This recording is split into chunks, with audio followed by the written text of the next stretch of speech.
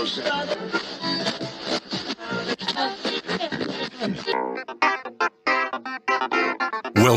to the John Freakin' Muir Pod. Lace up those boots and sling on the pack for a romp through trails, short and long. With your host and Renaissance man, Doc. It's time to embrace the suck.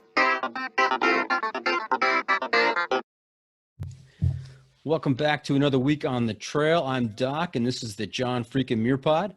Let's start off with a reminder. If you are enjoying the podcast, take just a minute and leave us a review on Apple Podcasts. And if you're not enjoying the pod, well, just go ahead and keep that to yourself. All right, on to this week's premium content.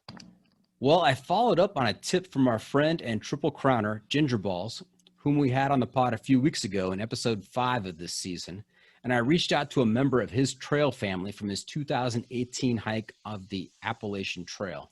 If you remember, that was Jeeb's first long trail. And when he met this week's guest at the start of that trail, he thought Scrapbook was woefully underprepared with his small pack and lightweight gear.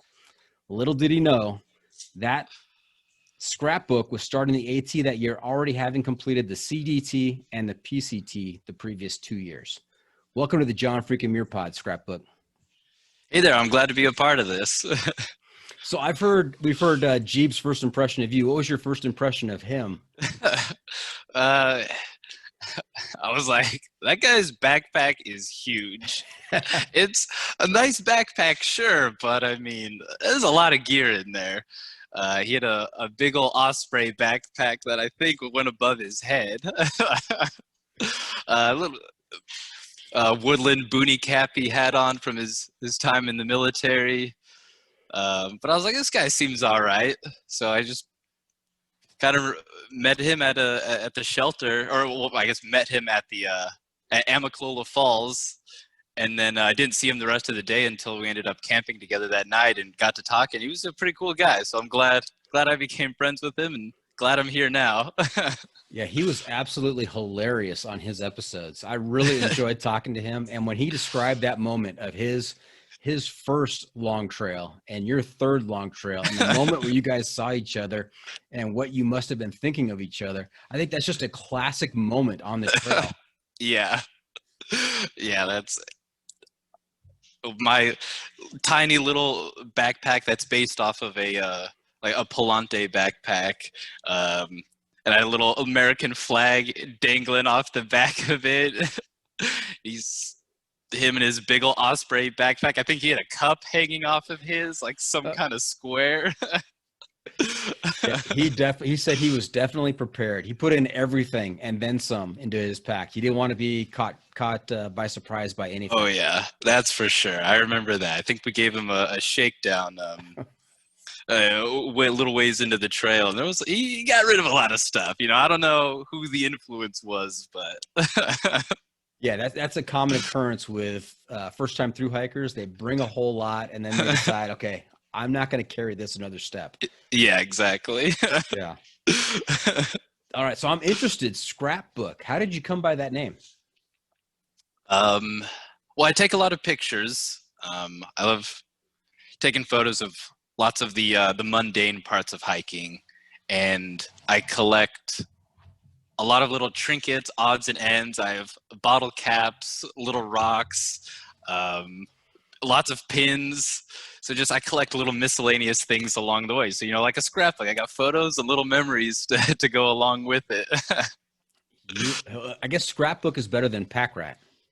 I would say so, yeah. I like this name Scrapbook. I haven't run into anybody else with that name yet, so that's kind of cool.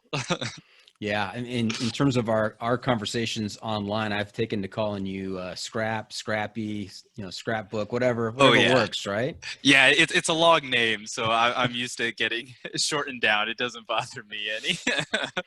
Yeah, last season we talked to someone who had hiked the AT, and he got stuck. His leg got stuck in a bridge between two logs, and he was stuck for I don't know, 15, 20 minutes, maybe a little bit longer.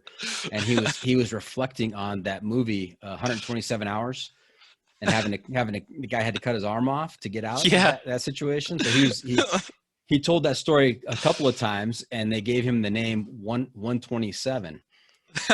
And so I had to ask him at the beginning, is it 127? Is it Yeah. 127? Is it 127? I mean, because that 127, that's a lot of syllables. Yeah, that it is. And then each time that's one you have to explain how you got it. So every time you meet someone new, you have to have the story. At least mine, like Scrapbook, like, oh, I take a lot of photos and pack a lot of trinkets. Yeah, 127. That's the trail name that just keeps on giving. Yeah, there's definitely some oddball names out there. Mm-hmm. Yeah, another fun fact is that Gingerballs, when he learned where I was located geographically, he says, "Oh, you got to talk to Scrapbook. I think he lives down the street from you." And lo and behold, we live in the same community, which is very cool, I think. Yeah, that's wild. There's no hikers here, and then to run into each other like this, that's pretty cool. Yeah. So Scrapbook, how old are you? Right now I am 23 years old. 23. So what year did you graduate high school? 2015. Okay. 2015. And he went to high school in our community. I worked at a different high school. So small world, really great connecting with you. Some folks I have to worry about, 8-hour time difference if they're in the UK. Yeah, that's true. And this, we don't have to worry too much about any time difference. So. Nope. Very good. It was snowing out here today. Did you see that? Yes. In fact, I've got my puffy jacket on as we're doing this podcast because it's a little chilly inside the studio tonight. Yeah, I've got my one of my Columbia fleece on because I'm too cheap to buy a Patagonia one. Nice. You're not cheap. You're thrifty. There we go. Yeah, exactly. That's right. Hey, Scrap, have you listened to the podcast before? I have not. I haven't got a chance to listen to it. I really wish I had. Now I definitely feel like a loser for not now. No, that's okay. I only ask because I want to key you into a regular feature we have on the podcast, and that's called the Pro Tip Insight of the Week. And so what that is at the end of the episode, I'm going to turn to you. I'm going to say, hey, Scrapbook, what tip, what trick can you share with our listeners out there to make their next adventure that much more epic? So don't be surprised when that comes along. Okay. We're looking for some wisdom from a triple crowner to help us out with our next adventure. All right, I'll get ready. I'll see what I can scheme up. All right. Very good. Another feature we've been doing this season is the must-bring gear review. Here's how it works. If you were to let a stranger pack your bag with pretty much generic gear for a multi-day hike, what is the one specific piece of gear you would insist on being packed? And if you've got a particular brand for that specific piece of gear, even better. So Scrapbook, what's your must-bring piece of gear? Oh, goodness. Oh, okay. My outdoor research sun hat. That is my favorite piece of gear. It's I can't think of the specific name of it. The brand is Outdoor Research. It's kind of like a Sahara kind of hat. It has the sunshade on the back of it, a nice wide bill, and that is my favorite piece of kit. That Outdoor Research hat. I have it in white, but over 3 through hikes, they sell a few versions. They sell a white version and a tan version, and my white hat that I bought in 2015 is now more tan than a brand new tan one they sell. It's that grimy and has that much trail dirt stuck into it. That's an experienced hat right there. Oh yeah. Nice. And what is so important about that hat? Why is that the must-bring piece of gear?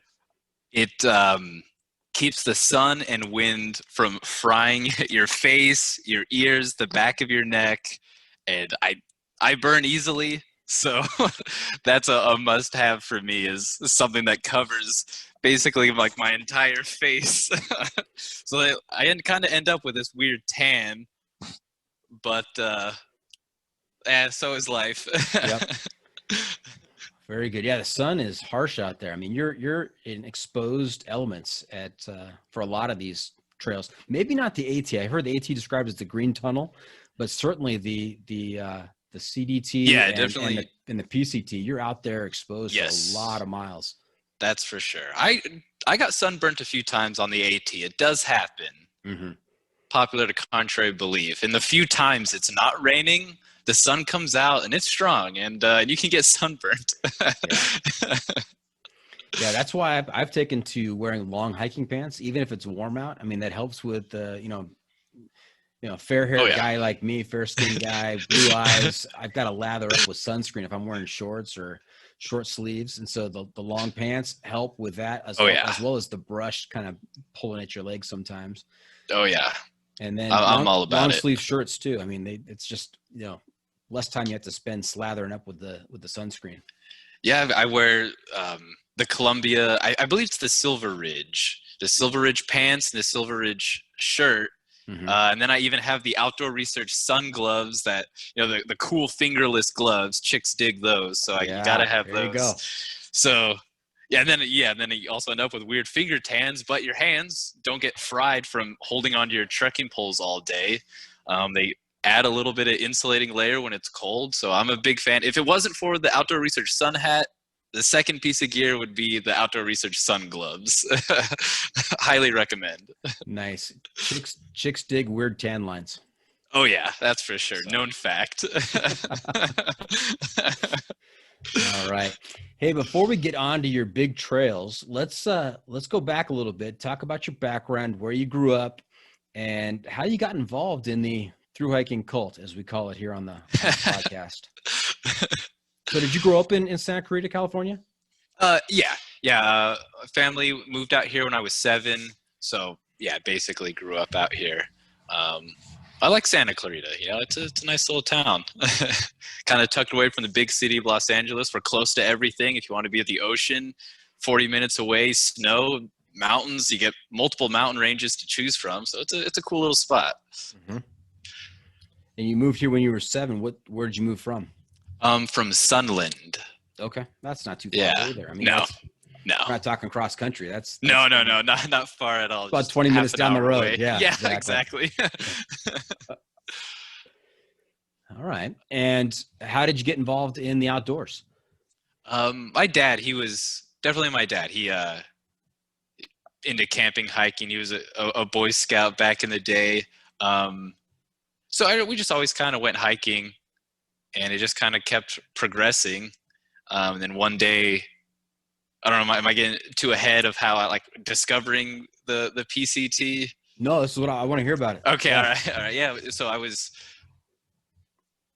me and my dad, I was probably like 13 or 14, and we were really getting into hiking. And one day we were just looking at a map of like the Angeles National Forest, and you can see the trail, the Pacific Crest Trail on it, just this little red line. You don't think much of it, but then we were looking at another map, Pacific Crest Trail, and we looked at another map, like Pacific Crest Trail, like, what is this trail? It's on 3 different maps of Southern California. What's the deal with this?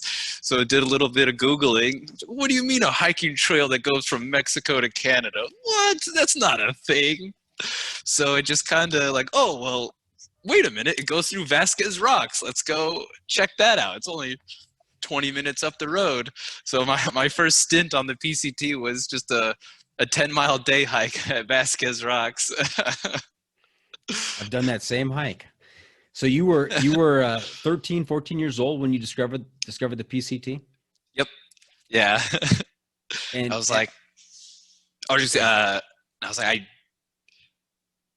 still in high school, obviously. And I was like, I don't really want to I don't know what I want to do in college. So I need an adventure to do after high school. Lots of people are like, oh, go to Europe. And like, I don't want to go to Europe. People have been going to Europe forever. That's lame. No offense to anybody that's done that, but to me, I didn't want to do that. But yeah, this adventure, the Pacific Crest Trail, 2,650-mile long trail from Mexico to Canada. Like, what is that like? That's insane to be walking for 5 to 6 months at a time. What do you do out there? So just started doing little bits of research online, following people's blogs, checking stuff, looking at pictures all day long, reading blogs while I was at school, supposed to be doing work, but there I am doing PCT research. That's awesome. So I'm really interested to hear what your friends had to say about this, because I've been around teenagers for a lot of years, and I don't recall ever hearing a long trail hiking discussion with teenagers. So I really want to know what your buddies had to say when you said, you know what, I'm thinking when I'm done with high school, I'm going to head out and hike for 2,600 miles. They definitely thought I was a little crazy, and because, as high school, it's like, oh, make sure to take your 3 semesters of a foreign language because you have to go to a university. All that. Make sure you've got your applications filled out. So they were doing that. I'm like, I'm gonna go walk. I don't feel like doing that. So they definitely thought it was a little weird, but it's all I could talk about. So after a while, I think they just either shut me out or got numb to it. I know my mom, I told her, I was like, Mom, I'm gonna go hike the BCT. It's gonna be so cool. And she's like, oh yeah, okay. And then, as she says, she never thought I'd go through with it. And then there I was at 18, like, hey Mom, I need a ride to the border. Can you take me?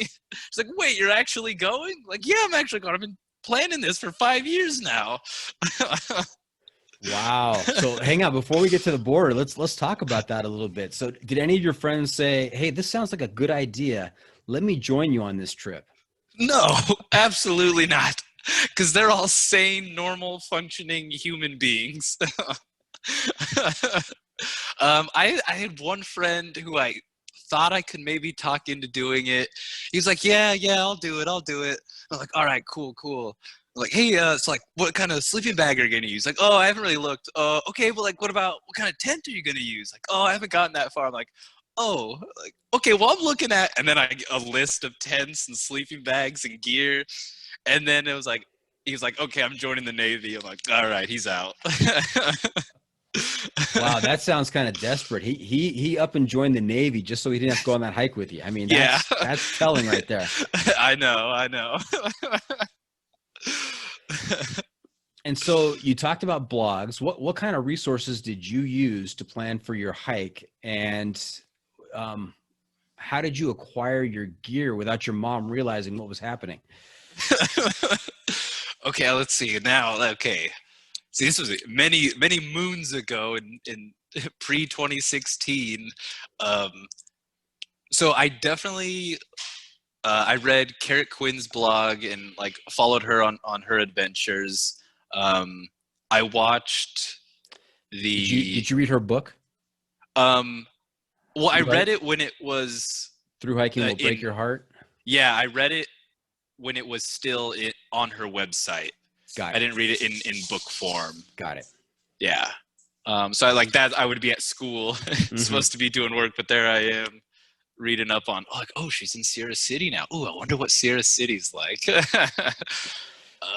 Yogi's Guide was probably the biggest help. And it seems so weird to say, but like, obviously every year is going to think this, I think, but 5 years ago, there wasn't the same amount of information that there is now. Like, there were only a handful of blogs of people that had done it, whereas now, everybody's got a blog and a YouTube channel doing it, a daily vlog, and like that wasn't really a thing. So just lots of like post-trail gear videos. A few people were filming on trail, but of course you'd have to go a couple weeks before they could upload the next video to see what was going on. Yogi's Guide was probably, sorry, my dog's barking. That's okay. Yogi's Guide was probably the biggest help because it has, what's what I'm looking for? Because she gathered other hikers and got their opinions on different pieces of gear, kind of what works, their thoughts and philosophies on styles of hiking gear. So like, that was a big help. I want to say pre-internet age. That's obviously not true because it was only 2014, 15, 16, or that time I was doing research, but there just wasn't the same amount of information as is available now. Right. And I watched the class videos on Vimeo, the PCT, it was like 2012, 2011, I think 2013. I watched those like every week, just on loop. I just could not get enough of those videos, watching the hikers out there, and they just got me so inspired. I'm like, oh, okay, he's got that kind of backpack. Ooh, those shoes. Oh, what kind of sleeping bag is that? So then I'd go online and do research, and I probably asked way too many questions on the on Reddit, on the PCT forum. Now, Scrapbook, did you say Vimeo? Yes. You're dating yourself, I think. Is that still a thing? Is Vimeo still a thing? I think so. Okay. I hope so. All right. Because whoever made the videos, they put in real music, and I don't think they paid the licensing for. And I think that service isn't as strict on that kind of thing, so you couldn't put them on YouTube. All right. And so, how many months leading up to so you graduate 2015, June 2015. Yeah. When is your PCT hike? When does that start? I went on April 1st, 2016. I actually tried to convince my mom to let me skip graduation and to start late so I could start in May of 2015, but she said no. She wouldn't go for do that. Huh? Yeah, that one she wouldn't let that slide. So you have roughly 10 months then to prepare yourself and get all the gear. Let's talk about that. What did your pack weigh at the beginning of the PCT 2016, and what were the components of your gear? Oh, okay. Let's see here. In 2016, I had my base weight, I believe, was somewhere like 13 or 14 pounds. Oh, right off the bat, you're in a good range right there. Yeah, I definitely was. It's looking back, I was proud of myself at 13, 14 pounds. Now thinking about that, it's like, ugh, 13, 14 pounds. I wouldn't be caught dead on the trail with that much weight. Well, let me just point out that your level of research and gear acquisition differed greatly from Ginger Balls. Oh, yeah. Because Ginger Balls showed up to the AT on his first long hike with in excess of 40 pounds on his back. Yeah. Yeah. Okay. Yeah. Our times on how much time we had to research and prepare, I think was a bit different. I had all of high school to start looking into gear and slowly buying pieces of gear. Well, I think that he said that he did his research during his military career, and he stopped doing research and just made up his mind he was going to do it. And he had done no research whatsoever for the year or two prior to showing up on the AT. Yeah, that doesn't surprise me. Like in the military, they have 1 is none, 2 is 1, 3. I don't know if they have a saying for 3, but whereas I'm like, I don't even need 1. I can do without it. So take us through your gear. What did you have in that 13 pounds? Oh God, it feels embarrassing now to talk about what I had then. I had a Z-Pax Arc Hall in the Dyneema composite. So was it? Or they changed the terminology. It wasn't the Cuban fiber one. Yeah, I think it was like the grid stop one. Because I was like, oh, it's a little heavier, but it'll last a little longer than the Dyneema. Mm-hmm. But so I had Z-Pax backpack, Big Agnes Fly Creek UL2 that I got at an REI garage sale, the REI Igneos sleeping bag that I got on sale. It was like it was the long version, so it's made for people like 6'3". I'm like 5'11", so there was like a lot of extra space in it, with a mummy sleeping bag, Gossamer Gear trekking umbrella, titanium stove and pot. Let's see, Mountain Hardware, Ghost Whisper. I had a lot of the classic stuff. Mm-hmm. That people have, because that was at the time that was the in stuff, was the Fly Creek tent, the Z-Pax bags were just kind of popping onto the scene. I think it was kind of the big stuff. My rain jacket was a Sierra Designs Cagoule. Nobody's ever heard of that thing, but I spent months researching it. I think I even might have met one of the. I met a guy who had it at like the annual Day Zero PCT kickoff 2014. So before even hiking the trail, I made my parents drive me to the kickoff to go meet hikers. I was in. That's obsessed. I love that. That's Oh, awesome. Yeah. 100% obsessed. And there was a guy wearing it, but like it hadn't even been released yet. So I'm like, whoa, man, like how is that thing? He's like, yeah, it's pretty cool, man. So I was like, oh, I gotta have it. I've seen it in person. So I had some interesting, normal stuff, I would say. Um, I don't know what else, any other specific pieces you want to ask me about or anything. Otherwise, I don't want to just go off my whole gear list.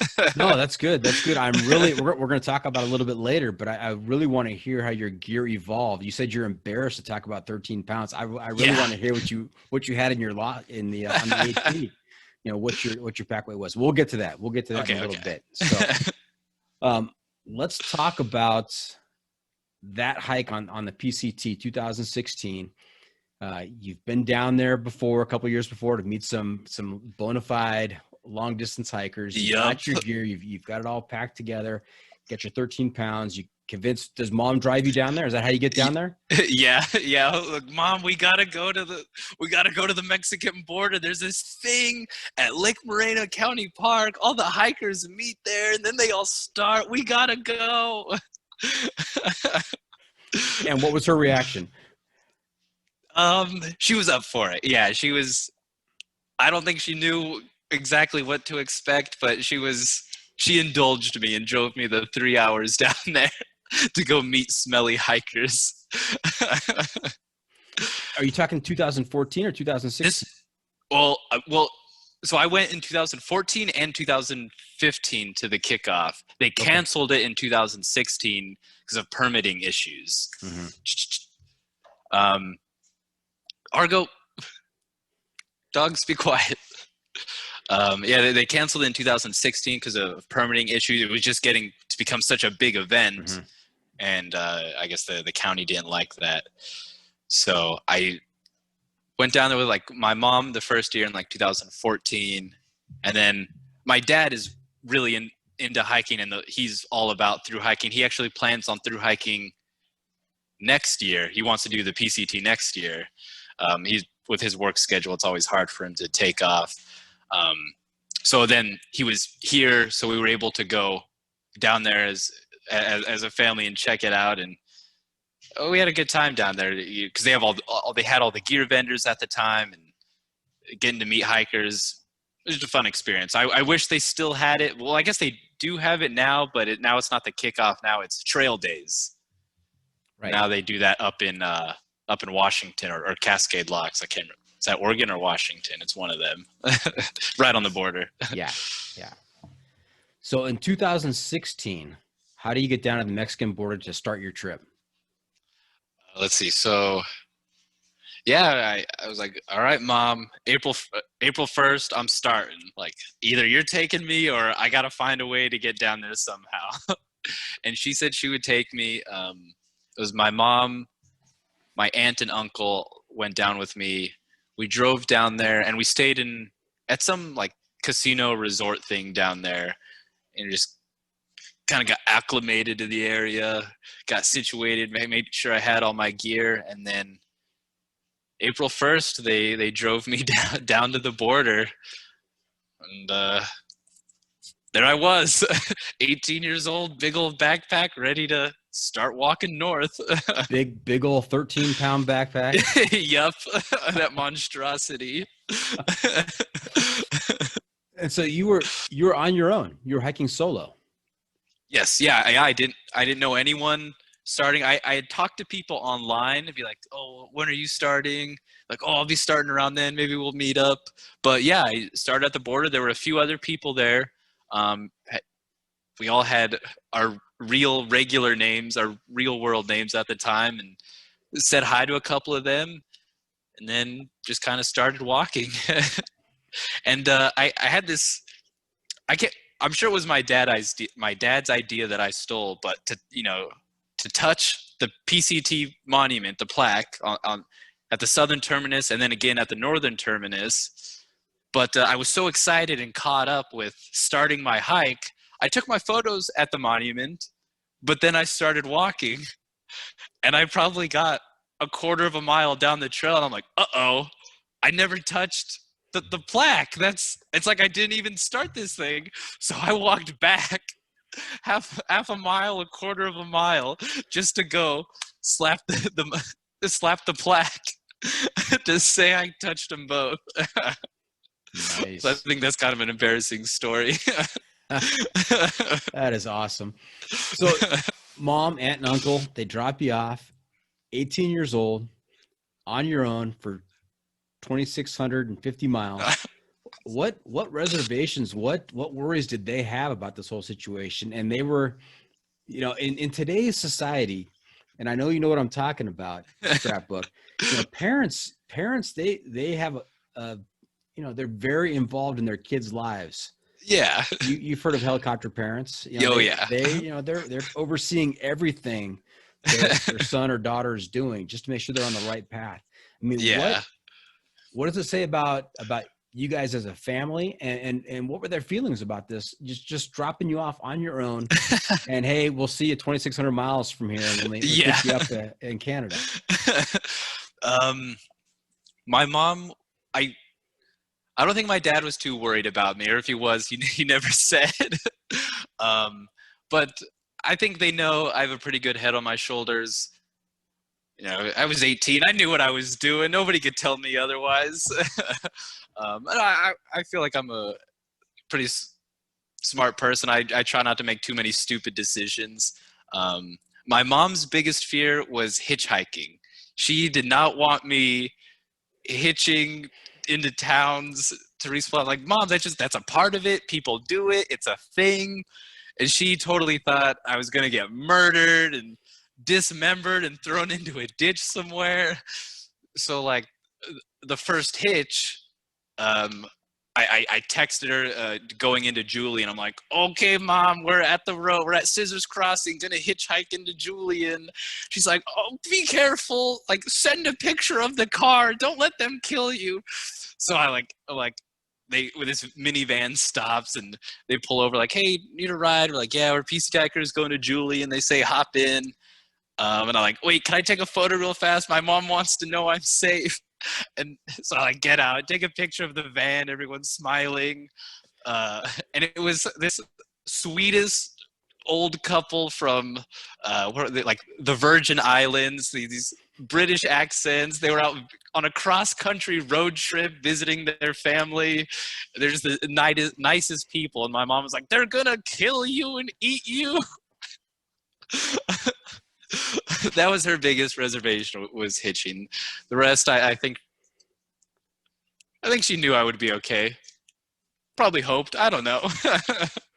What a great story. And you know what, Scrapbook, that gives me insight into your family right there, because the fact that your dad said, hey, it'd be a good idea to slap the monument on the south and the north, and you went back half mile and did that. You followed dad's directions. Oh yeah. Idea. And then the fact that your mom asked you to take a picture of the vehicle you're getting into, and not only did you do it, but hey, you asked permission. Hey, take a picture. I got to send it to my mom.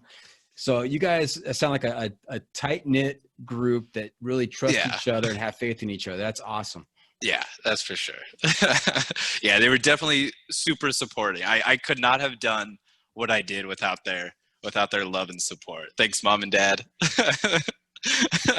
All right. Hey, we're going to take a quick break. And when we get back, we're going to talk to Scrapbook about the 700 miles in the desert to start off the PCT, as well as the rest of his hike. So stay tuned for that. We'll be right back. I'm Scrapbook, triple crowner by the age of 20, and you're listening to the John freaking Muir podcast. Welcome back. We're talking to Scrapbook, who was a triple crowner by the age of 20. Yep. Okay, very good. So he started out age 18 hiking the PCT in 2016. And as we all know about the PCT, it has a lot of different environments, a lot of different ecosystems, and the first 700 miles of the PCT is pretty much desert. Yeah. I mean, that to me, with an 18-year-old out on the trail, first time long trailer, that would be my where I'd be most worried about you, is on that first 700 miles in the desert. A lot of water carries. I mean, there's a how did that go? That was actually where I felt the most confident. I had really no worries about the first 700 miles because I'm from Southern California. This is what I'm used to. So like, I know that, like, yeah, it's the desert of Southern California, but we've got a few big mountain ranges that we get snow on them.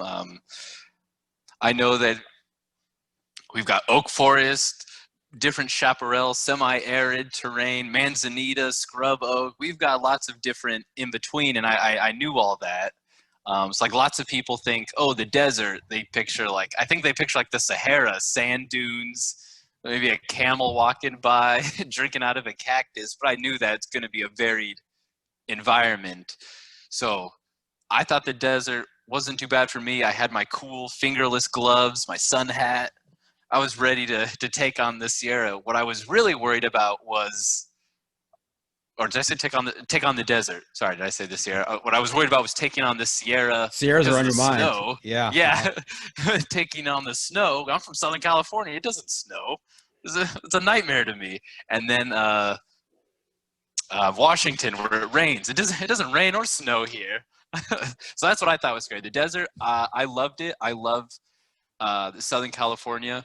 I think the dead grass, rolling fields of golden grass. I think it's beautiful. I love the chaparral, the semi-arid environment. I'm all about it.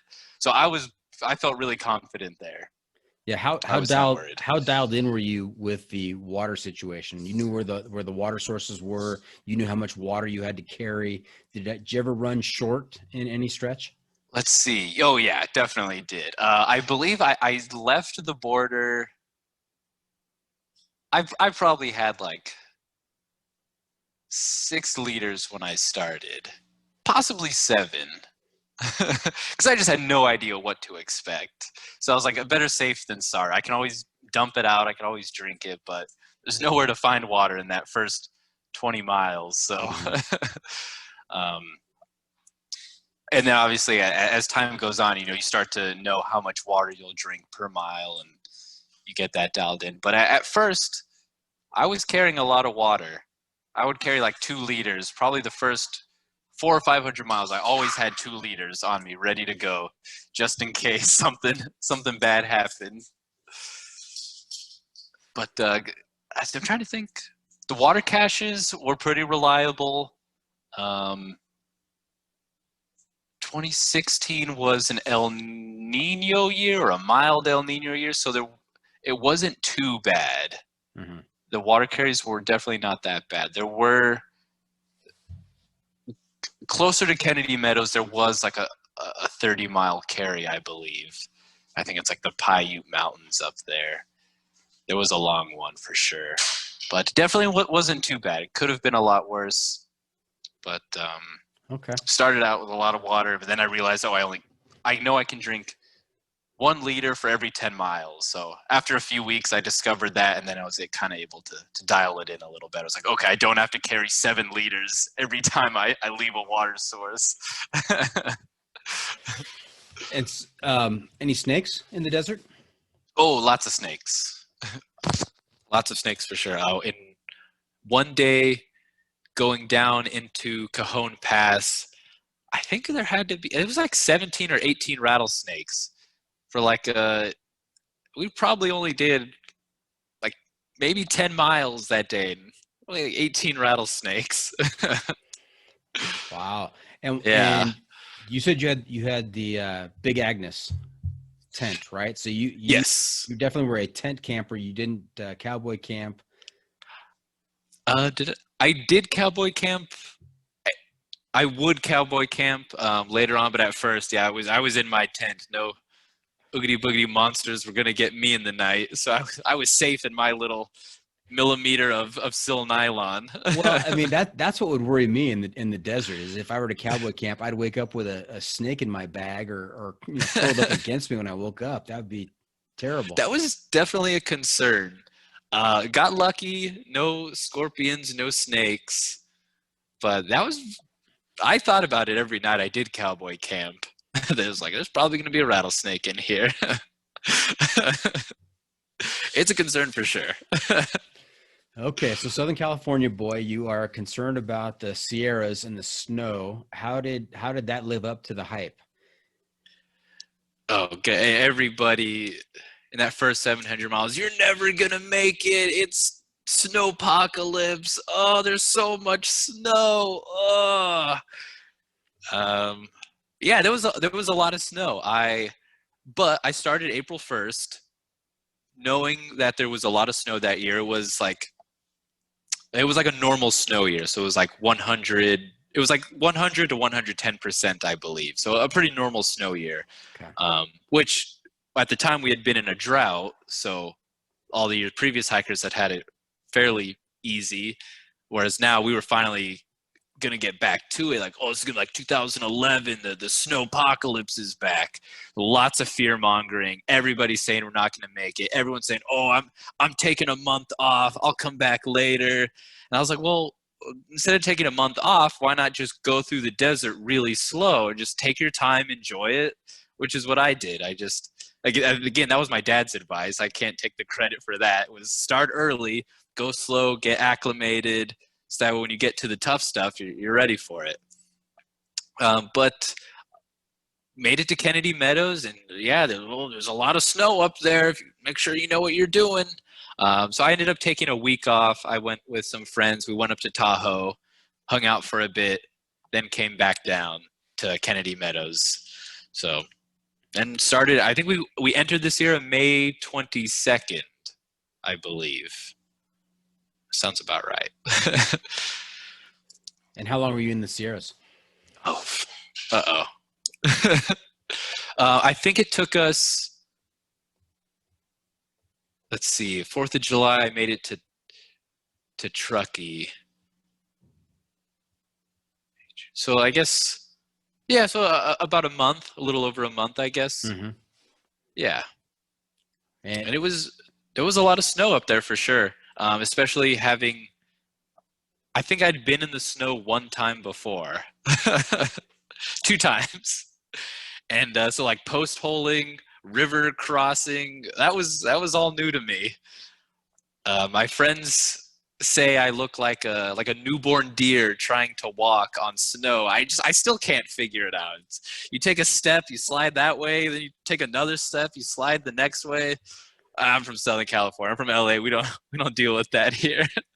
And so how did your gear change, or did it change from, the desert to being up in the Sierras in the snow? Did you ship in some additional items to help you out that portion? Yep. I was like, Mom, quick, send the gear. So I had the my Sierra gear ready to go. So I think I sent a sleeping bag liner, like a flannel shirt, a long sleeve flannel shirt. What else did I have? I had picked up a long sleeve, just like a button up long sleeve shirt along the way.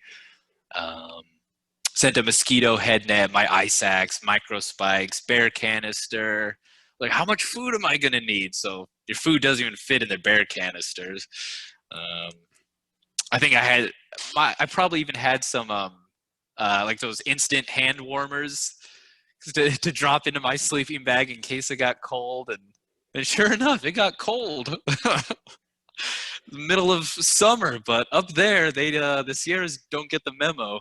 It freezes every night up there. But I survived. What were some of your more memorable camping spots up in the Sierras? Do you remember? Definitely. Let's see. Probably my favorite one was, I can't remember if it's upper or lower, but Palisade Lakes. Yes. That was my favorite. I loved that. We got there before sunset, so we got to watch the sunset, the alpenglow on the peaks behind us. I think think the water was still frozen. So it was a beautiful area up there. The High Sierra is just so beautiful. I mean, any spot you camp is going to be amazing. Yeah. I really wanted to camp on one of the passes, like probably not Forester, but Glen Pass, Mather Pass. That sounded like a fun challenge to camp on there, but my friends weren't down with that. Probably made the right call. So it sounds like you picked up some trail family here. How many guys were you hiking with? Let's see. Through the Sierra, let's see. I was with mostly 4 other people. Okay. So we were team snow blindness because, again, being from Southern California and not seeing snow, I had this irrational fear of becoming snow blind, which I'm still very much afraid of. But I kept asking people, it's a thing, right? Yeah. Thank you. People didn't believe me. I'm like, so what are you guys going to do about like the snow? Are you just going to get like your normal sunglasses? Are you going to buy special sunglasses? They're like, why? I'm like, what do you mean why? The sun, it reflects off the snow. You get snow blind. What do you mean why? So it kind of became a big old thing, and we became team snow blind. So So I'm going to stop you just for a second because I can tell. I mean, when I talk to folks and even my own experience, half of the fun, maybe more than half the fun, I don't know, is preparing for the hike, doing all your research and planning and taking these deep dives, thinking, what if and what do I need and what can I get and looking at the gear. And you, my friend, you've taken a deep dive. I can tell. Oh yeah, you're thinking about what type of sunglasses you should bring to combat snow blindness. That's someone who's done his research. I took it serious. Former through hikers I met, I was like, okay, what were the Sierras like? They're like, oh, it's snow and the sun everywhere. Like, they're like, make sure to put sunscreen on the underside of your chin. Like, oh, okay, like inside your nose, even the top of your mouth. And I'm like, okay, writing this down. Like, I gotta know. I took it serious. That is great. And we skipped over one thing. Did you make the side trip to Whitney? I did do Whitney. Nice. We kind of got a late start. One kid burned his shoe by a campfire. So we kind of got a late start. So climbed all the way up to Mount Whitney, 14,000 some feet. And a storm came in. So I have no idea what it actually looks like at the top. There was fog 5 feet in front of me. So I don't actually know what the summit view looks like. I saw the hut and I saw the little plaque that says you're at the top, and that was about it. We took our photos, we put our ice axes in the air, and as soon as we did that, you could hear the crackling and the buzzing in the air. Our facial hairs stood up, and it was like, let's set these down and leave. Wow. So you put in all the work, but you did not get the views because of the weather at that moment. Yeah, I've heard you could see all the way up into like Mount Shasta in Northern California. I have no idea. Couldn't see more than 5 to 10 feet ahead of me. I know there's a hut and a sign up there. That's it. Mm-hmm. Now, the crackling of electricity, that was us going over Forester. That was pretty dicey situation. Yeah. Yeah, it's a spooky feeling. Mm-hmm. Yeah, you feel the air is like charged. I mean, you're exactly right. You hear the crackling and you feel it. It's scary. That's for sure. Yeah. All right. So you get out of the Sierras and you're now heading towards Northern California and going into Oregon. How did that terrain differ from the Sierras? Let's see. So what are you in Northern California? It's the like the not glacier wilderness. Trinity Alps wilderness. Trinity Alps, that's right. Yeah, that's a Northern Cal. Well, again, it's a beautiful section, but being from Southern California, weirdos in Northern California, I thought it was pretty. It's kind of like a condensed little. So the Sierras, you kind of had those high mountain lakes. You obviously weren't up in like alpine terrain or anything, but it's a cool change of pace. It's super hot up there, which I knew getting into that side valley was going to be hot. And sure enough, it was 100-something degrees when we were there. It's probably like that for everybody. But Northern California was very hot. I was a little surprised by that. I didn't think it was actually going to be hot. I know everyone says it is, but it was hotter than Southern California, that's for sure. Yeah. And when you got to Oregon, did you do the Oregon Challenge? I didn't know this was a thing, the Oregon Challenge, until I saw a documentary called To Measure a Mile by I've seen that one. Chris Carter on YouTube. Excellent. I'll have to check that out. Yeah, excellent. It has, it's a YouTube video, but it is so well done. It feels like you're watching a documentary on Netflix or Amazon. And actually, I reached out to Chris and asked him if he'd come on the podcast, and I've got him scheduled for an upcoming episode. But that's awesome. That's exciting. It's when I was watching that film that I realized there was such a thing as the Oregon Challenge. The Oregon Challenge. You explain it to us. What is that? Okay, I'm going to be honest. I don't remember the specific dates of it. I just know you're trying to do it. It's like 2 weeks or something, right? That's exactly it. Insane. Trying to get through Oregon in 2 weeks. And then I guess there's also a 24-hour challenge in Oregon as well, where you see how many miles you can do in 24 hours.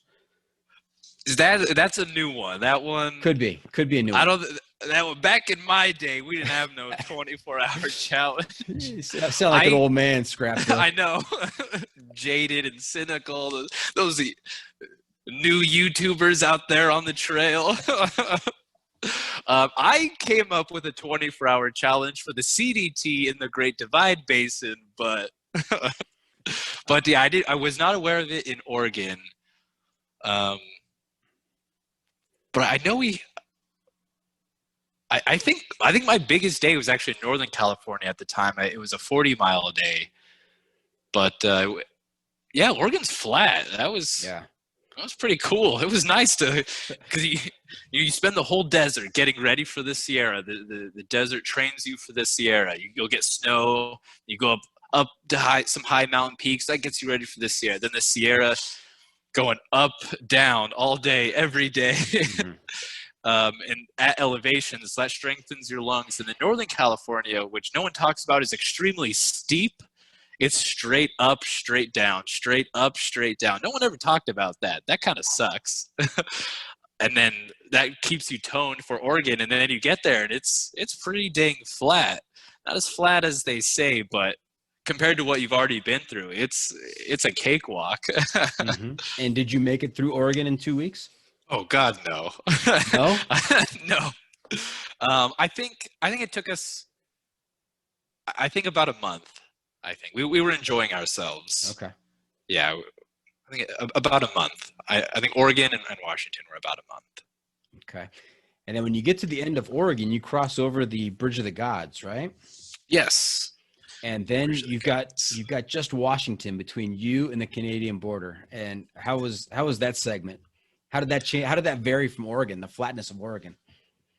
Well, again, Washington's very steep, and what I was very worried about was the rain, and it rained.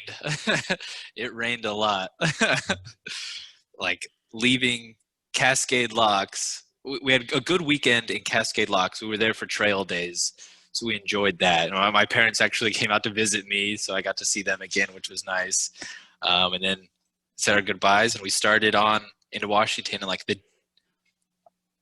second night into Washington, it's like a second day into Washington, it started raining, and I think it rained until the last day to the border of Canada. Just rained the whole time. The sun would come out for a few minutes, we'd dry our gear, and then get right back to it.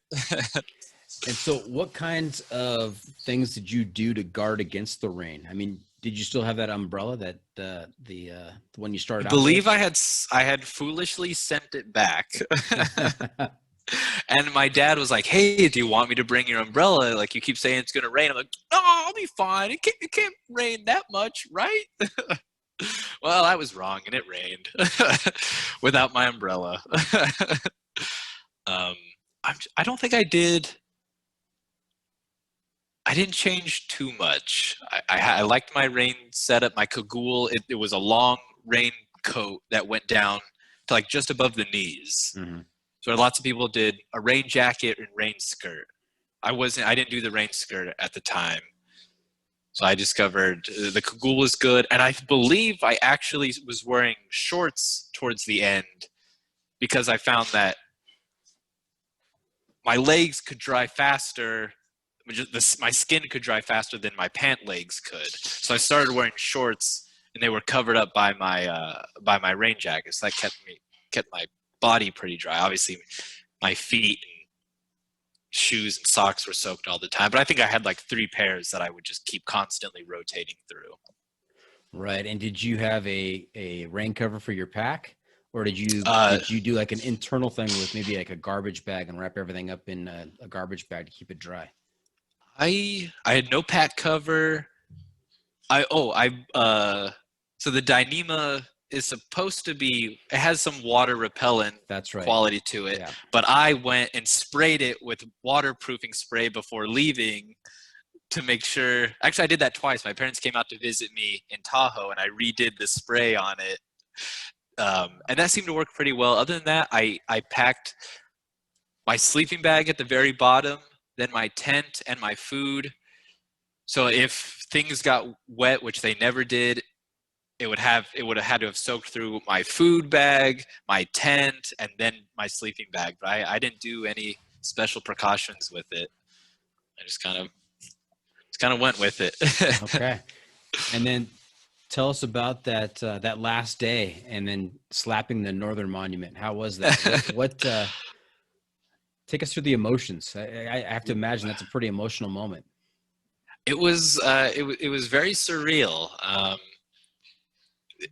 Luckily, it had been raining all through Washington. And then that last day, the clouds parted, the sun came out. It was a bright, warm, sunny day. Hiked. I think we had maybe like 10 miles, maybe a little less than that. And we all just kind of woke up from camp, kind of went at our own pace. Everybody, was kind of processing it themselves, and it definitely, it didn't hit me yet. Being there, being done, was seeing years of research, seeing people's photos, but to finally walk up to it, all my friends standing there, all these, I don't want to say random people, but over 5 months, of the same pace, you meet people along the way. So I've known a lot of these people, and as you walk up, everybody's celebrating, clapping, tunnels with their trekking poles. It was just one of the greatest experiences ever, but it definitely didn't sink in. It felt, sorry, it was a very surreal experience. I was like, am I done? Like, now what? I got on the monument. It was my turn. I slapped the monument, took my photos in my little orange shorts, and I was done. That's like 5 years of planning, done just like that. Nothing left to do. I touched both flags, walked to Canada, and I was done. Walked to Canada. Walked from Mexico to Canada. Just like that. And then and it's like, wait a minute, I just walked 2,650 miles. What do you mean I have to walk 9 more miles to get to the nearest road? No one ever talks about that either. That's kind of a letdown, huh? 9 more miles after you think you're done. Yeah, you still have a ways to go. Did mom and dad meet you at the monument? No, they did not. No, I didn't see them again until I flew home. I ended up me and my friends, the trail family, we went to Vancouver, and that's where most people were flying out from. So I was with a lot of foreigners. It was just me and one other American, a couple of guys from Australia, one girl from Canada, one girl from the UK. So they all had to fly out of Vancouver.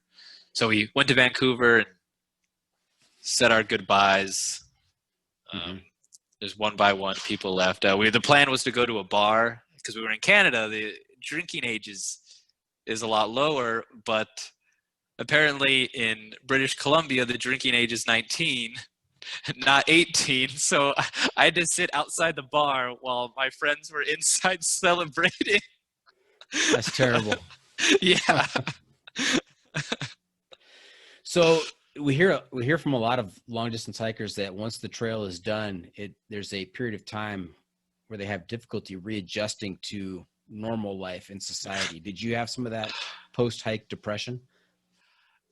Oh yeah, for sure. Yeah, definitely some post-trail depression for sure. It was kind of like, well, because I didn't plan on doing the CDT or the AT. I was doing the PCT. Mm-hmm. Like the AT, that's a lot of rain. The CDT, that sounds scary. I'm not doing those. I'm doing the PCT and I'm done. I remember like getting home, and I remember like I didn't like to watch TV anymore. It was weird. Like I just wanted to be just sit there in silence like I'd been for so long. At night, I'd have all the lights off, and I'm like, it's still so bright in here. They're just the ambient light pollution from street lights coming into my bedroom was weird. My bed was too comfortable. I was like, this isn't a Z-Lite foam mattress. What is this? It definitely took some adjusting to get used to, and then I couldn't get enough of telling people like, oh yeah, I just finished walking from Mexico to Canada. They're like, we get it, we know. Yeah, this one time I was out there. But it was fun. And did they just roll their eyes when you started talking and say, "Oh, here comes Scrapbook again with another one of the stories"? Yep. Yeah. Basically. Yeah. Yeah.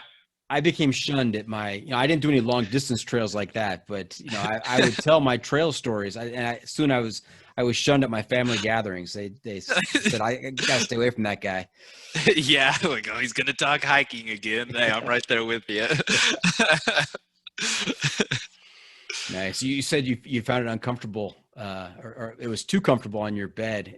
Yeah, it was weird. Blankets, a pillow. Yeah. I think for a pillow, I was using my sleeping or my tent bag with like an extra. What did I put? Like I put my pants in there and my smelly socks. That was my pillow. It was the sill nylon, so it didn't breathe. My face would get sweaty and stuck to it. I would drool, and I would wake up covered in drool. And then I have these nice soft cotton sheets where it's warm. And I was like, I can't do this. You ever go sleep in the front yard? Definitely the backyard a lot. Okay. Lots of gear testing was done in the backyard. So very good. You said that at that point you did not have any desire or inkling to hike the CDT or the AT, but lo and behold, you hiked the CDT in 2017 and the AT the next year, 2018. So you were a triple crowner in 3 years. What was it that clicked in your brain that said, you know what, I've got to go do the next long trail next summer? So the CDT sounded like a terrible nightmare. Like, 10 people do it every year. Like, well, why do I don't want to do that. So this is a fun fact about Scrapbook, the triple crowner at the age of 20. I've never camped alone. I have always camped with somebody, either with my group or I just happened to be walking alone and there was somebody already there where I was going to camp. So I've made it 3 long distance trails without ever camping alone. I'm pretty proud of that, actually. That's got to be a record. I think so. So it was like the CDT, like there's like going to be 10 other people out there. I'm not camping alone. I'll get eaten, or I'm in New Mexico. I'll get abducted by aliens or something. These are obviously rational fears one has. Hey, it's a thing. Grizzly bears, that's not a factor on the PCT. But yeah, I had no plans on doing it. The Appalachian Trail raining all the time, no thank you. That sounds miserable. Then I went and did them. But the CDT, after the trail, we had this big group text, and people said, okay, next year we're going to do it. We're doing it. 2017 CDT. So I'm like, I don't know if I really want to do it. It sounds a little scary, a little wild. That's like the Wild West. That trail's not even complete. 3,100 miles through the Rockies. That's insane. That's the PCT was fun. The CDT sounds like a nightmare. The motto, embrace the brutality. Or no, now it's brave the CDT, because I think that one was a little too extreme. That was brave the CDT. But we had this group text, and everyone, CDT 2017. So I was talking to my dad, like Dad, I want to hike again, but I don't want to do the Appalachian Trail. And the Continental Divide Trail sounds like a nightmare. It sounds scary. And he's like, well, like all your friends are going to be doing it next year, so you might as well do it next year with the group you already know. And I'm like, okay, that sounds like a good idea. And as the months went on in the group chat, oh, I can't make it this year. Oh, can't do it. Can't do it. Can't do it. And I'm like, I already have my had it planned out. My dad was going to drive me out there to Lordsburg, New Mexico, to stay at the hotel. I had my shuttle fees paid for already. So it goes from this list of like 11 people to me and one other guy. And he was starting a week, 10 days before me. So that's how that came to be. I didn't even want to do the CDT through no fault of my own. I ended up out there in the desert of New Mexico thinking I was going to be out there with 11 of my now closest friends. And I'm on some bus with a group of weirdos who I had never met before, stuck with them for the next however many miles. Wow. So they bailed out. You're on your own down there. Did you end up catching the guy that was 10 days ahead of you? Yes. Yeah. He stayed ahead of me for quite a while. I think then he took some time off, then came back, but I didn't end up running into him until Montana. So quite a ways in. Wow.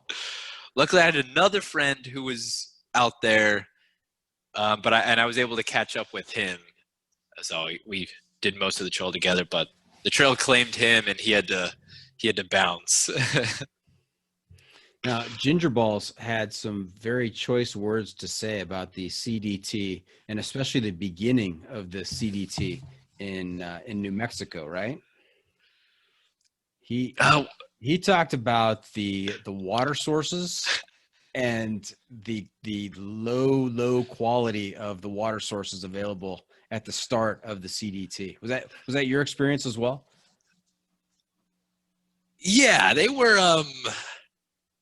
pretty good. And by pretty good, I mean not that good. Oh. Lots of cow troughs for sure. But lots of things growing in there and bugs floating around. But this hiker told me, his name's Cruise Control, he told me that if the water is good enough to support algae and bugs, it's obviously potable to an extent. If it can support life, you can probably drink it. So I'm like, you know what? That's a good point. So there's definitely a few sparse sources. That's a glass half full attitude right there. Yeah. So I picked that up on the PCT because it was this creepy looking bug in the water. I'm like, I really don't want to drink that. I can see the eggs on its back. And he's like, well, if that water can support life like that in a whole new generation, you got to be able to drink it. I'm like, all right. Yeah, lots of cow troughs. That was an interesting experience. Through hikers are different dudes, man. Yeah, it's a trip. And one of the cow troughs in New Mexico has fish in it, which is really cool. It's this big old, it must be like a fire tank or something, because it's probably like 10 feet across, 6 feet deep. And it has a bunch of little minnows in it, a little mosquito fish, goldfish. And the rumor is that there's a koi fish in there that lives in the bottom. So if you're scooping up your water, you might see him come to the surface and go back down. That was the rumor in 2017, but I didn't see a koi fish in there. Legends of the trail. Yep. All right. So what was the big difference between the PCT and the CDT? Was the CDT as awful as you made it sound? Oh yeah. Oh yeah. The CDT is the first thing that's different is the amount of people that are on there. Like the PCT, I met hundreds of people. I couldn't even count them all. The CDT, I believe I encountered a total of like 20 hikers. That was northbounders, southbounders, not a whole lot of people out there. So just the big difference is the fewer amount of people that do it. And 2017 was a high snow year for Colorado for the San Juan, so that definitely scared a lot of people away. 2017 was a sparse year for it. And just the terrain is also pretty different. Going through the San Juans is like the Sierra on steroids. It was steep, much steeper cliffs and terrain, avalanches you have to worry about, snowshoes. It was a different ball game through there. And with it also differs in that the PCT, there's an established trail the whole way from Mexico to Canada. CDT, right. There's all kinds of alternative routes. I mean, there's not. Yeah. Is there one agreed upon CDT? I know they're working on it. Okay. When I was on the AT, I saw this girl with a sticker. She had a CDT sticker on her water bottle. So I went up to her and I'm like, oh, you did the CDT like I did last year at school. She's like, oh no, these are CDT stickers. We were part of a trail crew. We were supposed to go work on the CDT, but we couldn't find the CDT. So we all have the blazes in our cars. I'm like, wait, so you couldn't even find the CDT to make the CDT? She's like, yeah. I'm like, oh God, the CDT. So there's trail there. That's first it. 20 That's feet. it in a nutshell, right? Yeah. The people who are trying to make the trail can't find it. Yeah, exactly. There's trail for like the first 20 feet at Crazy Cook Monument at the border of Mexico and New Mexico. And then it just sprawls out into the desert, and it's kind of choose your own adventure from there. And like randomly the trail picks up, then it disappears again. It's lots of dirt roads and Forest Service roads is the CDT, and piggybacking off of other trails. So there's not a whole lot of actual CDT markers. Luckily, Gut Hook is a thing, and for the most part is pretty accurate. I had Gut Hook and lay maps. I had the paper maps and Gut Hook, and it all worked pretty well. Only a few times kind of got turned around and needed to stop, reassess where we were. But it wasn't too bad. With Gut Hook, any trail is possible. Nice. And take us through, what is Gut Hook? I know it's an app, and it will tell you where you are on the trail or how far off the trail you are. Yeah, exactly. It's it uses the emergency is what I've heard. I don't know the full legality or logistics of it, but it uses the emergency signal from your phone. So even when you don't have signal and you're on airplane mode, it can still find you. And it has a little arrow where you're at on trail, and it'll say how far to the next kind of big waypoint, milestone, water source. It doesn't have campsites. Like the PCT version has campsites, the CDT doesn't have campsites. You just kind of choose wherever you want. But it had like the water sources and the towns. Actually, I don't even think it had all the towns yet. That was an update like mid-trail that we got the update of the towns. And so I know you were worried about the big animals in Montana. When you got to Montana, did you encounter any of the big ones there? Moose, grizzly, anything like that? Saw moose in Colorado. That was exciting. I had never seen a moose before, so that was pretty cool. They're big animals. Like I've seen like a moose head before, you know, like a restaurant or like at a store. Sometimes they got the moose and the antlers hanging off the wall. There's a whole other animal attached to that thing. Mm-hmm. Like they're bigger than horses. They're a gnarly beast. So saw a few moose in Colorado. But I don't think we saw any in Montana. Definitely we saw a grizzly bear in Wyoming, in Yellowstone National Park, and a grizzly in Glacier National Park in Montana. I only saw 2 grizzlies on that trip,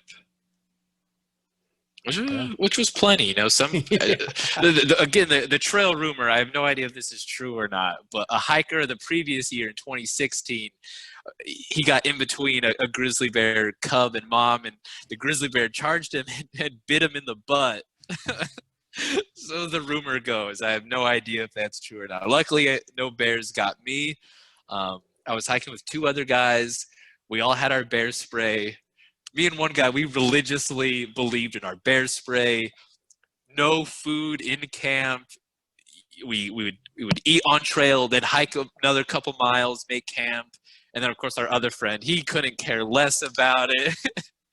So there were 3 of us, so we would sleep in a triangle formation with our tents at the points. So that way, if one person was getting mauled to death by a bear in the night, 2 of us could get out with our bear spray and spray it down. And me and my one friend drive by, we're like, yes, if we're being mauled by a bear, spray me down in bear spray. I give you permission.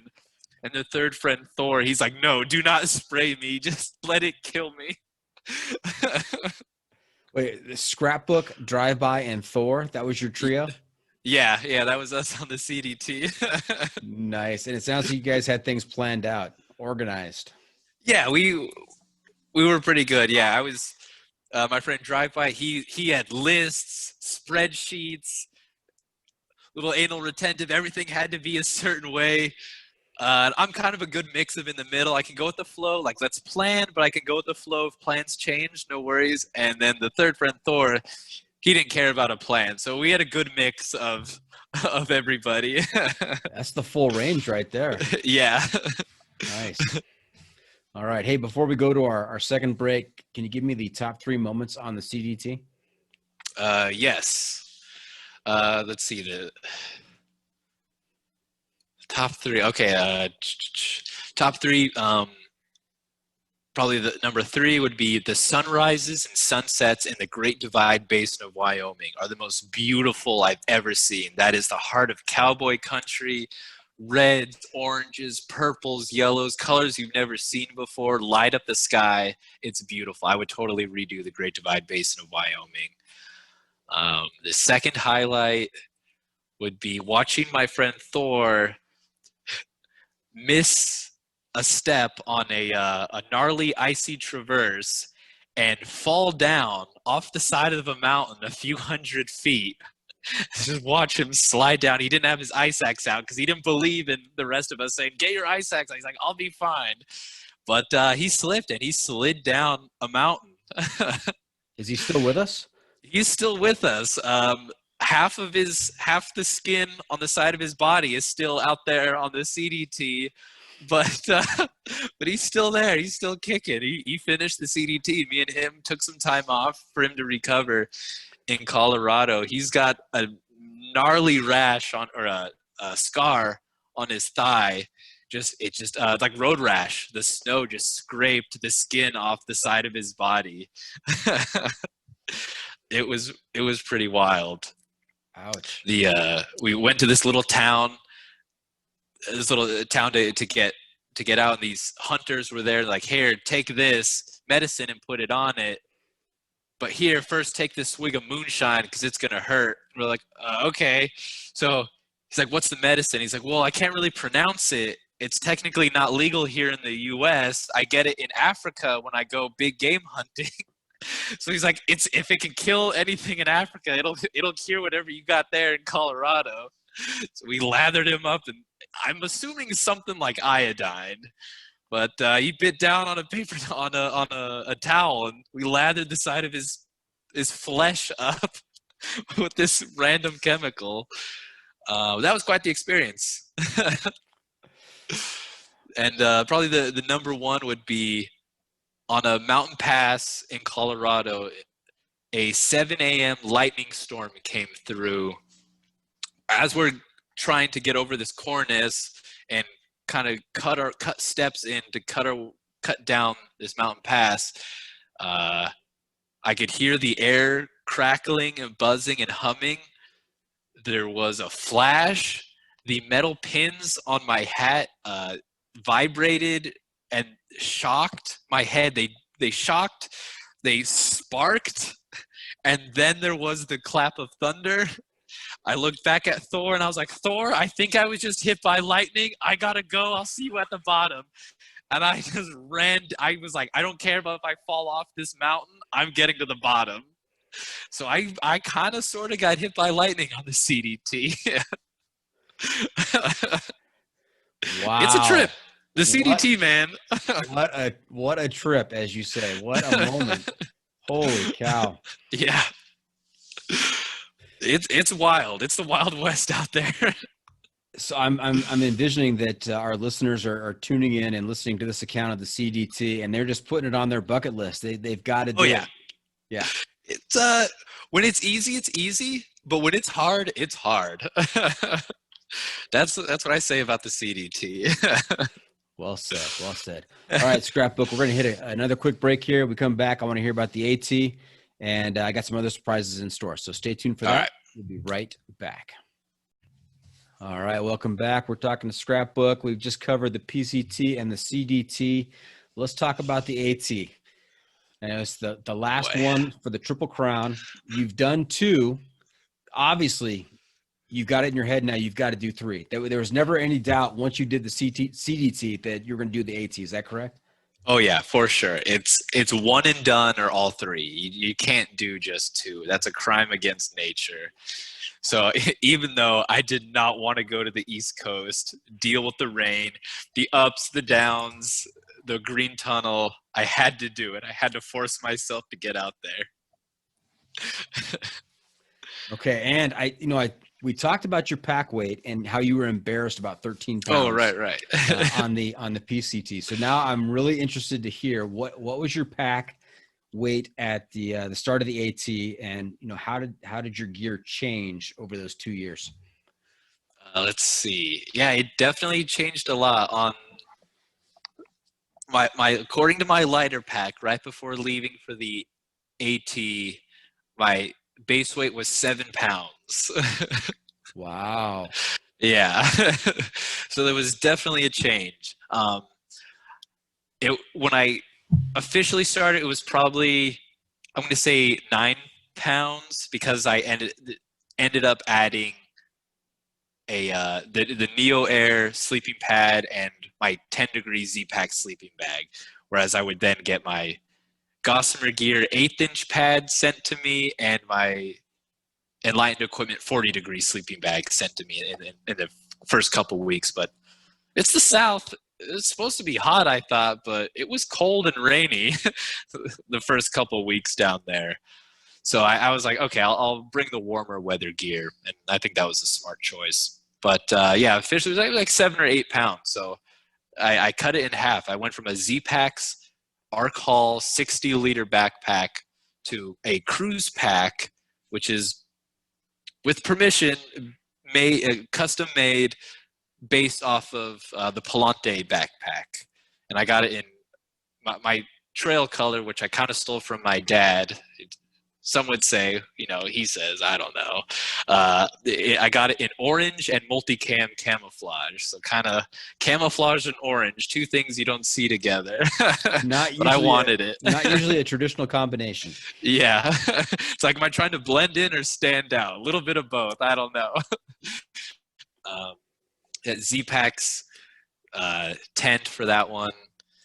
I think it was the Solplex, I think is what I had. And yeah, the Enlightened Equipment 40-degree sleeping bag, rain skirt that time, and rain socks, waterproof socks. Those were some additive pieces of gear to my kit. I ditched the sun gloves on the Appalachian Trail. I was like, I don't think I'm gonna need them out there. I kind of wish I took them, but they didn't do it for me out there. Didn't need them as much. So as you are investing in this lighter weight gear, this is truly ultralight now we're talking about. 7 to 9 pounds. That's ultralight for a 2 mile trip. Yeah, That's expensive stuff. oh yeah, yeah. People, especially on the AT, like I have the Gossamer Gear carbon fiber trekking poles.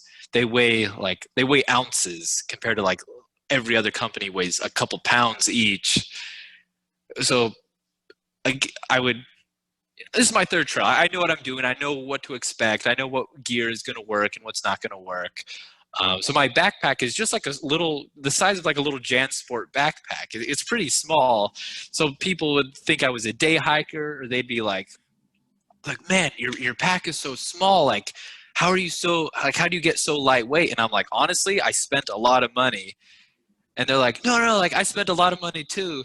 I'm like, no, you don't understand. I spent a lot of money. Like my trekking poles alone are for each one to buy one. I got it on sale for like $100-something just for one. So I spent like $400 on like 2 trekking poles.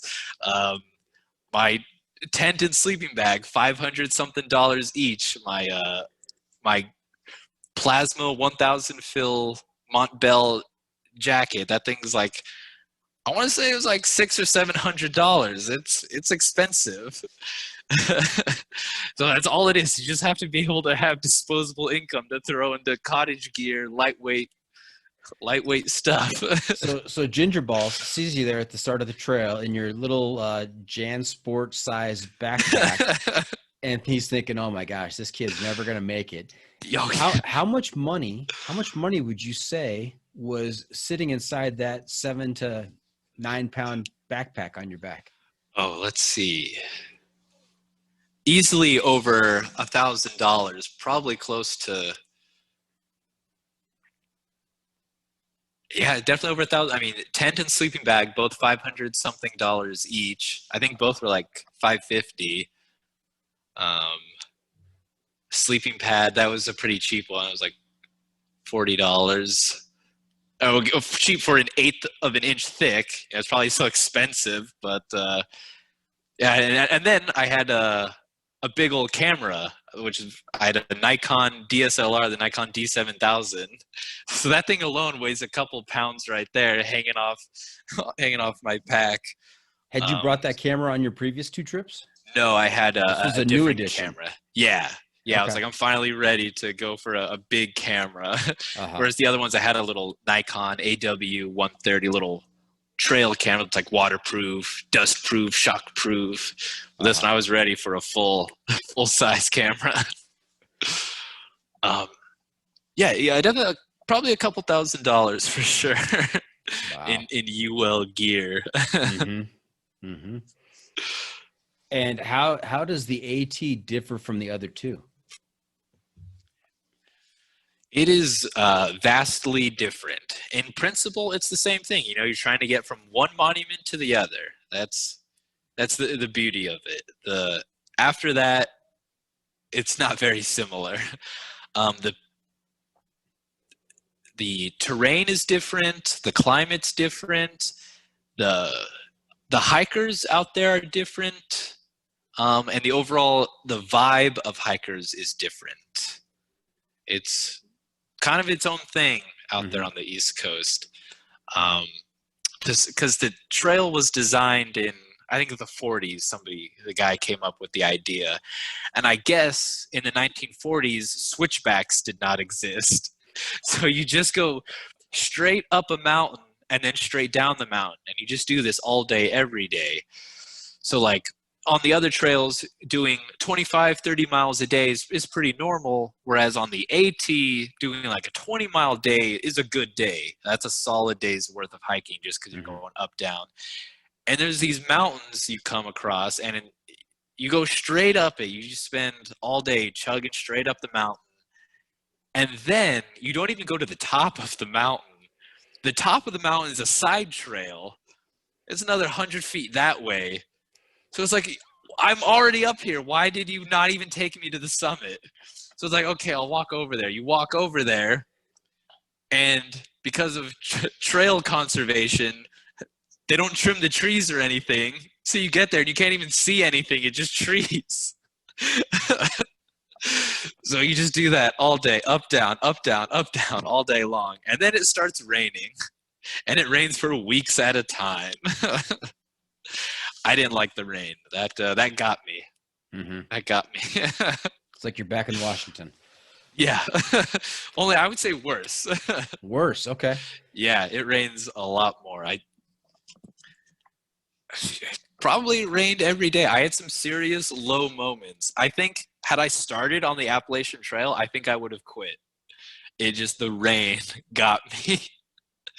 Like I changed into a fresh pair of socks. I'm like, it's not going to rain today. It's not going to rain. It started raining, but I was like, okay, I can make it to the shelter in like half a mile. I can change into my rain gear real fast. I got my fresh new socks on. Crossing a creek, my foot slipped straight into the stream. Now I've got wet socks and it's about to rain the rest of the day. Just constantly wet. Your stuff never dries. You take your shirt off from being sweaty all day. You hang it up. You let it sit all night long, but it's so humid. You put it on the next morning and it's still sweaty from the previous day. Yeah, we've heard this kind of description of the AT before from previous guests. Have you heard of Halfway Anywhere? Yeah. Yeah, so we had Mac on from Halfway Anywhere. He's the awesome. creator of the website, and he's done the PCT and the CDT, and he refuses to do the AT. Yeah, he's a sensible bloke. For a lot of the reasons you've just described. Yeah. Yeah, it's and we're probably going to get some hate mail from the people who love the Appalachian Trail. Oh yeah, those that's freaks. Great. Let us have it. Send in your comments. We'll share them with our listeners. But yeah, I've heard a lot of similar stories about the AT. Yeah, it's its own thing. I don't know. I don't know how to describe it. Maybe it's just not for me. But I did it. I conquered it. Nice. Now, I don't think we got – I think we did. We did talk about the PCT. You started April 1st, and you finished on – September 14th. September 14th. How long did it take you to do the CDT? The CDT was 142 days. So the PCT was 167 days, okay. April 1st to September 14th. The CDT was 142 days, April 20th to September 9th. Mm-hmm. And then the AT I started April 20th as well, so I could have two start dates being April 20th, so I wouldn't have to remember separate start dates. I can't remember. Give me 1 sec to find when I finished the AT. It took me 126 days to do the AT, okay. April 20th to August 24th. Okay. And that one I actually recorded the times on. I guess I started at 9:30 a.m. April 20th and finished on August 24th at 11:15 a.m. Very specific. Yeah. Very good. So if you had to rank the three trails, what was your favorite? Definitely the PCT. That's number one. It's the best. It has go ahead. It has a good mix of what the AT and the CDT also offer. The PCT has the it's not the party trail. I'm sure maybe now it is. It's been 5 years since I've done it, so who knows what's different now. Back in my day, it wasn't the party trail, but when you got to town, there were other hikers. You could go out, have a good time. But when you went back to trail, you were out on trail. No cell service, long food carries. You were out there rugged again until you could get to the next town and have fun with other people again.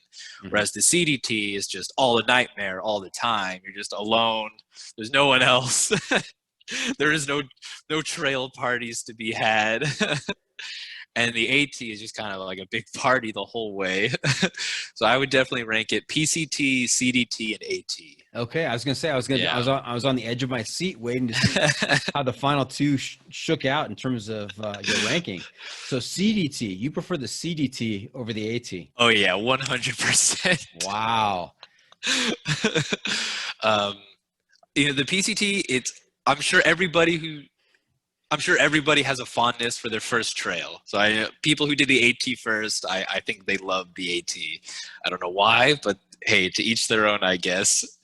Um, and so yeah, PCT's got a good mix of both. The CDT is a beautiful trail. You are out there, rugged. The few people I did meet along the way, close bonds with them. The AT has its moments. It's fun to be hiking again. There's lots of people, so it's a fun experience with lots of people. It's definitely not a solitary experience. It's just if you're into that or not is another factor. As other people don't really bother me, but because the AT is more of the party trail, um, there were some weirdo characters out there. They just want to party and say they did the AT and just yellow blaze, skip ahead, and just it's like, wait a minute, I just saw you in the last town days ago. You didn't pass me. I know this for a fact. Your backpack is huge. You could not have gotten past me. And there they are in the town, and the next town after that, just going town to town with the hikers partying. It's a little different. Yeah, sounds like it. Now, I don't think I heard from you any kind of obstacle where you had to leave the trail and jump ahead. Were you able to put foot on each mile of all three trails? No, I was not. The PCT, there were two big fire closures, one in Southern California and one at Crater Lake. So I didn't get to walk around Crater Lake. We had to skip that. Mm-hmm. And I'm by no means a purist. I've not touched every blaze, walked every step. The CDT, I skipped the San Juans. Too much snow. I watched a friend slide off the side of a mountain. I was like, I don't want to do that. So we skipped the San Juans. I think the rest of it we did. I think that was the only big trails. Because in the San Juans, it's kind of funny. It's 200 miles of trail through it's a big U. So to do the San Juans is 200 miles. To do the cutoff, the Creed cutoff, is like 20 miles. So by doing 20 miles, you skip 200 miles of trail. It's kind of weird. Yeah. On the AT, I did. I didn't skip any big chunks, but I didn't touch every blaze like through. I think it's not Shannon. Is it Shannon? The Blue Ridge Parkway. There's a road that cuts through it. Mm-hmm. I walked on the road because you could actually see views. It was the trail like dips below the road, so then you're under the tree line. Whereas if you walk on the road, you can see the valleys below you. Shenandoah Valley, you can actually look at that. Mm-hmm. So yeah, I'm definitely not a purist by any means. I think the concept of a through hike is more of an idea rather than a physical experience. You can do every step. Like some people say, if you have to skip because of a fire closure, don't even apply for your end credentials. Like, no, I did it. There was a fire closure. What did you want me to do? Wait 3 years for them to open it up? I don't know. Yeah, and there's nothing wrong with being a purist unless you look down your nose at other people who skipped 20 miles of trail or had to go around because of a fire closure. In my book, here on the John Freaking Muir Pod, if you have gone from Canada to Mexico or Mexico to Canada, you've missed out on 50 miles somewhere, you've completed it. It's a done deal. That's what I would say. Yeah, it's like you were still there. You were slogging through the trenches. For some reason, one or another, you had to skip around. It happens. Such is life. Yep. So I'm going to ask you the cliche question that thru hikers get all the time. Why? Why did you do this? Why would you do this? How is this? You don't make it sound fun. I mean, there are fun moments, sure, but there's a lot of torture out there. Oh yeah. So why put yourself through this? I loved the camaraderie of it. You're hiking along, you meet somebody, and bam, you're best friends by the end of the day. Like me and Ginger Balls met him at the beginning, camped together the first night, and we basically finished together. We did like the majority of the trail together. A couple hours is all it takes to make a lifelong friend. I think that's the beauty of it. Everybody kind of looks out for each other. Sure, they'll heckle you if you run out of food or something halfway through the carry, but they're there to help you if you are. It's the camaraderie, the experience of shared trauma is what I love. Nice. And so you've made lifelong friends. You still keep in touch with them to this day? Oh yeah, yep. I talk to many of them, a couple of them daily, most of them weekly. So it's some lifelong friends that I hope I get to hike with again. I know Ginger Balls is planning some hikes, and I just don't think I can get out there with him this year. I'm not sure yet, but he's invited me to do like the Hayduke or maybe the PNT with him, but I don't know if I can get out there this year. We'll see what happens. which brings us to what's next for Scrapbook. What's the next big adventure? I really want to do the Arizona Trail and the Oregon Desert Trail. Those two are very high on the list. I like the desert. So I think those would be some fun challenges. Hang on. There's an Oregon Desert Trail? There's a desert in Oregon? Yes. Yeah. Oh, yeah. The Oregon, east of the Cascades, Oregon and Washington are deserts. It is a high desert. It looks just like out here. Yeah, it's chaparral. Okay. People don't know this. Yeah. No, that's totally surprising. Totally different biome east of the Cascades. So yeah, the ODT, the Oregon Desert Trail. I want to say it's like, oh gosh, it's less than 1,000 miles somewhere. I want to say like 500. I could be totally off, but it's definitely a good through hike. It's not a lot of people have done it. It's still pretty new on the radar of the hiking scene. So that's why it sounds like a fun trip. Kind of be a pioneer out there on it. The Arizona Trail, that one's been popular for a while. Grows in popularity every year. That one sounds like a fun one because you get to through hike again. It's like 800 miles long. You get to go play through hiker for a couple months. Sounds like a fun experience. And then the Hayduke, that's also high on the list. The route finding, the going through canyons. That all sounds like a blast. Sounds like the Colorado or the CDT. Yeah, it's with the route finding. Route finding. Choose your own adventure. Like we could go that way or this way, and that way or that way. And did you see the documentary Figuring It Out on the Hayduke Trail? No, I have not seen that. Oh, you got to see that. Man, I'm missing out on these. Yeah. Yeah. But I think another big adventure would be I want to bike across the U.S. I've walked south to north. I want to try biking east to west now. I think that sounds like a fun, whole new experience. Okay, so I've got another recommendation for you. So To Measure a Mile, that's the PCT documentary we talked about at the beginning. Right. Figuring It Out on the Hayduke Trail, that's another good one. And because of your last comment, I'm going to recommend that you listen to a previous episode on the John Freaking Muir Pod where I talked to Lael Wilcox, who is a female bike packer, long distance bike racer.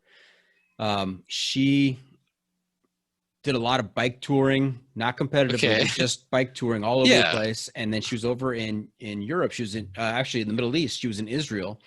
Oh, wow. She was doing a tour there, and she saw that there was a race. And so she decided to enter the race. Oh, man. The only woman in the race. And after the first couple of days, I think she was in second place, and they had to restart the race because of rain and mud and everything else. But anyway, she that's wild. Okay, yeah, I'm definitely going to check that out. But then where it gets good is where she decides to enter the Trans Am race, where it leaves from Oregon and ends up in Virginia. So 4,200 miles is the total distance. And she wins the thing outright. Male, female, she won the thing. And if you can imagine a 4,200 mile race, she caught the leader 100 miles from the finish line. Oh no. Tracked him down and awesome. Left him in the dust. And I told her, I said, I'm waiting for the movie on this because the way she describes it is incredible. You've got to listen. All right, I'm definitely checking that out. Yeah, really, really fun episode. All right. That's awesome. Scrapbook, you know where we are? Where are we at? We are at that time of the episode where I ask you for your pro tip insight of the week. What little tip, trick, insight can you share with our listeners to make their next adventure that much better? Okay. I think I've got two. Am I allowed to give two? Absolutely. You're a triple crowner. All You right. can do Oh, okay. two. All right. I like the sound of that. Okay, let's see. In no specific order, I would say the first one. Um, some days just suck. Sometimes you're just having a bad day and you don't want to be out there on trail. Um, sometimes maybe you think about quitting, but all you have to do is just get to camp, finish that day, go to bed, and reset. And tomorrow is a whole new day. So I would just take my hikes one day at a time. I just had to get through today. Today sucked. Almost got hit by lightning. Just have to get to camp, and tomorrow's a new day. So that'd be one of my tips. Just take it slow. Don't think about the big picture of walking from Mexico to Canada, because that's a daunting thing to think about, walking 3,000 miles. But if you just take it, I just have to get to this creek and camp there, and that's it. That's all you have to do, just one little chunk at a time. Very manageable. Good. Yeah, exactly. Yep. The second is chafe happens, and my go-to cure is what's the rating on this show? I think this is, I think it's medical. Is Vagisil. Wow, that's Yeah. I have not heard that pro tip before. That's excellent. Yep. Yeah, Vagisil. It's 20% benzocaine. It's got a slight numbing factor in there. It'll clear up chafe anywhere you got it. It's you'll get some funny looks going into the store to buy it, but yeah, I've carried it with me on all 3 trails. Went through multiple tubes of it. It works. I will carry Vagisil on my hiking trips till the day I die. That right there, folks, that is a triple crowner pro tip. Very good, sir. Oh, Thank God, you. that's how I'm going to go down into history. The promoter of Vagisil. Very good. Very good. Hey, Scrapbook, what did you learn about yourself on these thousands of miles out there in the middle of nowhere? You had a time to reflect, to think about the incremental progress you've made each day. What have you learned about Scrapbook? Let's see. I can sum it up in one sentence. Okay. We're all a little messed up. It's a song lyric, isn't it? That I don't know, actually. I met some random guy on the Appalachian Trail. Had never met him before. I just started talking to him about just my problems in life, and he's like, "You know what, man? We're all a little messed up." And I was like, "We are, aren't we?" And I don't know. I just feel like the older I get, and the more I talk to people about our life experiences, we're all a little messed up, and we're just doing the best we can to get through each day. I think that's very accurate. A lot of people out on the trail are figuring stuff out. That's why they're on the trail. Do you think that you were out there figuring stuff out? I didn't get that sense that you had some major life trauma that you had to sort out on the trail. You seem like you have it pretty well packaged together. Yeah, I was out there for the adventure of it. I met a couple of people who were, let go of a job or post breakup and wanted to sort themselves out. I wanted just to hang out and be in the woods all day. And then as time goes on, I had a great time, but we're all a little messed up, just trying to figure it out. I think I was squared away on those trips. Nice. So there you have it. That's it. Season 2, episode 9 is in the books. Hope our listeners enjoyed our time with Scrapbook. I want to thank him for joining us this week. Scrapbook, how can our listeners keep up with you on social media, and where can they find updates on your latest adventures? I'm on Instagram as Hiking Guy Garrett. That's me. That's the only one I'm on. That's it, huh? Just one. Yeah, just Instagram. And is that technically there's a YouTube, but I don't do anything. I couldn't get into the YouTube scene, so. Okay, and with the bigger camera, are you posting those pictures on Instagram? Yeah, I don't post too much now that I'm not hiking. I kind of have with the name Hiking Guy Garrett, I kind of cornered myself into a niche market there. But so I don't post all the time, but I definitely have my photos, my highlight photos from the 3 trails, and then other little adventures in between. Okay, very good. Remember to check out the pod on social media as well. We are on Facebook, YouTube, Instagram, and Twitter. And if you have comments or clips you want to share, you can send it to me at johnfreakinmuir@gmail.com.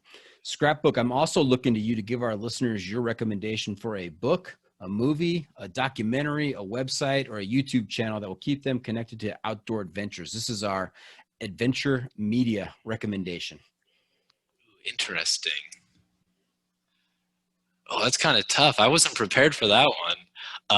Caught you by I would surprise. say, yeah, what helped me, I would go back to the, if you're looking to do the PCT, is the PCT class videos. Yeah, I'm assuming they're still up there. And if you can still find the PCT class videos, they're just kind of like long music videos of people just having a good time. There's good music, and I find them super inspirational. So whenever I need some motivation, I'll go and watch those and relive vicariously through them. I never watched the PCT 2016 class video the year I did it, because I that's too weird to see myself in some of those pictures, or the pictures I took and submitted for that video. But definitely the PCT class videos are when I'm feeling down and need some inspiration for an adventure, I go and watch those. Excellent recommendation. Thank you. That's a wrap from the John Freaking Muir studio. Any shout outs to any friends or relatives who might be listening, Scrapbook? Let's see. Definitely my mom and dad. I couldn't have done any of this without them. So thank you, Mom. Thank you, Dad. I really appreciate all your support. And to our main pal, Ginger Balls, for turning me on to let me know, to helping us connect and do this. I'm glad I ran into that guy with his massive backpack. And here we are now. All right. Thank you for tuning in. Always remember, the trail is the trail. It doesn't care if you want to go downhill. It doesn't care if it's almost dark and you're looking for a campsite. The trail is the trail. Embrace the suck.